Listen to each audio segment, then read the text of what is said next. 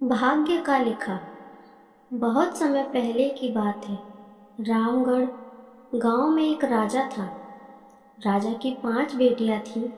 एक दिन राजा ने अपनी बेटियों से पूछा, मैं तुम्हें कैसा लगता हूँ?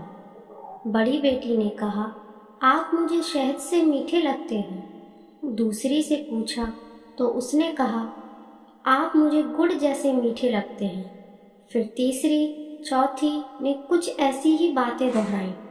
किसी ने शक्कर की तरह तो किसी ने शहद की तरह, किसी ने मिश्री जैसा मीठा कहा। सबसे छोटी व राजा की सबसे प्रिय बेटी से पूछने पर उसने कहा, महाराज, आप मुझे नमक की तरह स्वाद लगते हो। यह सुनकर राजा को गुस्सा आ गया। उसने राजकुमारी से पूछा, तुमने मुझे नमक जैसा क्यों कहा? लड़की ने मासूमियत से जवाब दिया, पिताजी, मैंने जैसा महसूस किया है वैसा ही तो कहा है। यह सुनकर राजा का गुस्सा आसमान पर चढ़ गया। और यह तो हम सभी जानते हैं कि गुस्से में आम आदमी भी अपने होश खो बैठता है। उसने लड़की से कहा, नालायक, मैं तुझे इसकी सज़ा ज़रूर दूंगा। लड़की बोली, मेरे भाग्य में जो लिखा है वह होकर रहेगा। वैसे राज ज्योतिषी ने मेरे भाग्य में रानी बनने की बात कही है। राजा ने गुस्से में सेवकों को आदेश दिया कि नगर से किसी भी कोढ़ी आदमी को उठा लाओ जो इस छोटी लड़की की शादी उससे कर दो। राजा की बात सुनकर सब लोग चिंता में डूब गए। रानी ने हाथ पांव जोड़े। मंत्रियों ने राजा को समझाया, लेकिन राजा ने उनकी एक न सुनी और सेवक एक बूढ़े कोढ़ी को उठाकर दरबार में ले आए। राजा ने छोटी बेटी का विवाह रस्म और रिवाज से कोढ़ी के साथ कर दिया। राजा की बेटी ने अपनी जरा भी उदासी प्रकट न होने दी। राजकुमारी अपने पति को लेकर महल से बाहर निकल गई। उसने अपनी एकमात्र पायल बेचकर एक ठेला खरीद लिया। रोज उस ठेले पे अपने पति को बिठाकर भीख मांगने लगी। एक दिन वह अपने पति को एक नदी के पास एक पेड़ की छांव में ठेले पर बिठाकर बाजार में खाना लेने चली गई। ठेले पे कुछ कोढ़ी ने देखा कि कुछ कौवे उस नदी में डुबकी लगा रहे हैं और जब वे बाहर निकलते हैं तो हंस बनकर निकलते हैं। यह देखकर वह हैरान हुआ।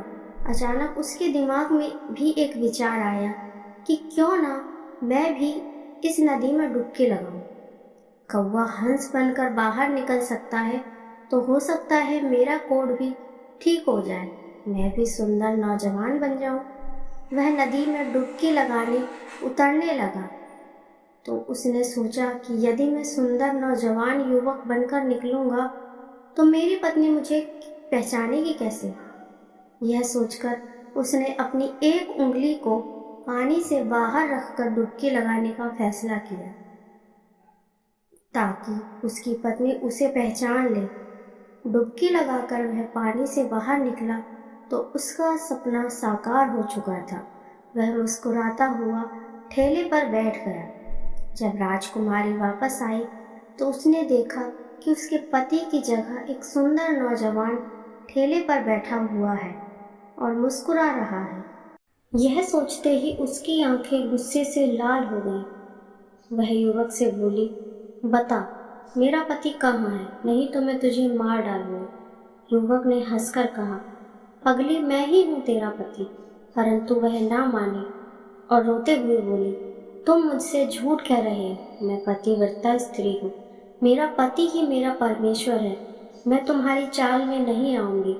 तुम्हें मारकर खुद भी मर जाऊंगी। यह कहते हुए उसने अपनी कटार निकाल ली। नौजवान युवक अपनी पत्नी के सच्चे प्रेम की मन ही मन सराहना करने लगा।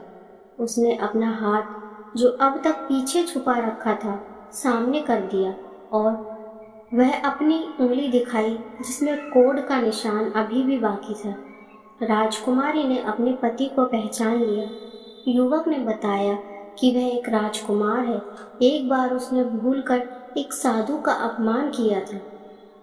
उसकी जरा सी भूल के कारण साधु क्रोधित हो उठा और उसने उसे कोढ़ी होने का श्राप दे दिया। कोढ़ी हो जाने के बाद वह खुद ही अपने पिता के राज्य से रामगढ़ में चला गया। इस चमत्कार को देखकर राजकुमारी की खुशी का ठिकाना न रहा। राजकुमार अपनी पत्नी के साथ अपने राज्य में लौट गया। उसके पिता ने उसे देखा और वे बहुत खुश हुए। उन्होंने उसी दिन उसे राजगद्दी सौंप दी। कहानी अगर आपको पसंद आई है तो इसे लाइक, शेयर और चैनल को सब्सक्राइब ज़रूर करें। धन्यवाद।